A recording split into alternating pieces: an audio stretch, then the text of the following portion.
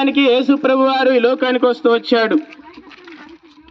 మరి ఎవరు పాపులంటే దేవుని వాక్యం సెలవిస్తా ఉందండి, ఏ భేదము లేదు, అందరూ పాపము చేసి దేవుడు అనుగ్రహించి మహిమను పొందలేకపోతున్నారని పరిశుద్ధ గ్రంథం బైబిల్ సెలవిస్తూ ఉంది. కాబట్టి కొన్నిసార్లు ఈ విధంగా తలంస్తూ ఉంటాం, పలానా వారికంటే మంచివాడను మంచిదాడను అని చెప్పేసి. అయితే దేవుని వాక్యం అట్లా చెప్పట్లేదు. ఏ భేదము లేదు, అందరూ పాపం చేసి దేవుడు అనుగ్రహించి మహిమను పొందలేకపోతున్నారని, నీతిమంతుడు లేడు, ఒక్కడు లేడని దేవుని వాక్యం సెలవిస్తూ ఉంది. కాబట్టి ప్రియమైన స్నేహితుడా, సహోదరి, ఈ విధంగా మా పాపంలో ఉన్నటువంటి మానవుడు మరణిస్తే నిత్య నరకానికి వెళ్ళవలసినటువంటి పరిస్థితి ఉన్నది. బైబిల్ గ్రంథం ఇలా సెలవిస్తూ ఉంది, ఏలైనగా పాపం వలన వచ్చు జీతము మరణమని. అయితే దేవుని కృపావరము మన ప్రభు అయిన క్రీస్తు యేసునందు నిత్య జీవమని పరిశుద్ధ గ్రంథం బైబిల్ సెలవిస్తూ ఉన్నది.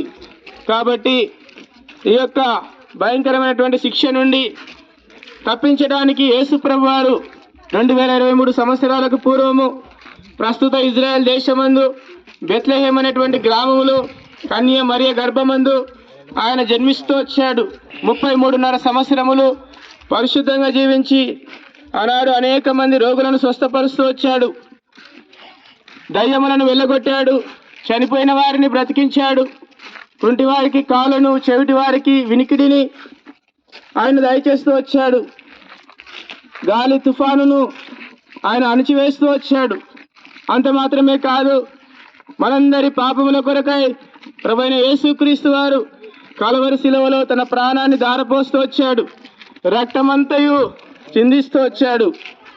ఎందుకనగా రక్తము చిందించబడకుండా పాపక్షమాపణ కలగనేరదని పరిశుద్ధ గ్రంథం బైబిల్ సెలవిస్తూ ఉంది. మనందరి పాపముల కొరకై యేసు ప్రభువారు తన రక్తమంతటిని కార్చాడు. లేఖనముల ప్రకారము క్రీస్తు మన పాపముల నిమిత్తం మృతి పొందెను, సమాధి చేయబడెను, లేఖనముల ప్రకారం 3వ దినమున లేపబడెనని పరిశుద్ధ గ్రంథం బైబిల్ సెలవిస్తూ ఉంది. కాబట్టి మనందరి పాపముల కొరకై యేసు ప్రభువారు ప్రాణం పెట్టాడు, చనిపోయాడు, సమాధి చేయబడి తిరిగి సజీవుడుగా తిరిగిలేస్తూ వచ్చినటువంటి దేవుడు చేతులు చాపి పిలుస్తూ ఉన్నాడు. ప్రయాసపడి పాప భారం మోసుకొని వచ్చిన సమస్త జనులారా, నా యొద్దకు రండి, నేను మీకు విశ్రాంతిని కలగజేతున్నాను. ఇటు గొప్ప రక్షణ, పాప క్షమాపణ నీవు పొందగోరినచో యేసు ప్రభువుని నీ నోటితో ఒప్పుకొని దేవుడు మృతులలో నుండి ఆయనను లేపెనని నీ హృదయమందు విశ్వసించిన ఎడలా నీవు రక్షించబడదు అని పరిశుద్ధ గ్రంథం బైబిల్ సెలవిస్తూ ఉన్నది. యేసు రక్తము ప్రతి పాపమును కడిగి మనల్ని పవిత్రులుగా చేయును. కాబట్టి నేడే ప్రభువైన యేసు క్రీస్తునందు విశ్వాసం ఉంచుము, అప్పుడు నీవును నీ ఇంటి వారు గొప్ప రక్షణ పొందేదరు.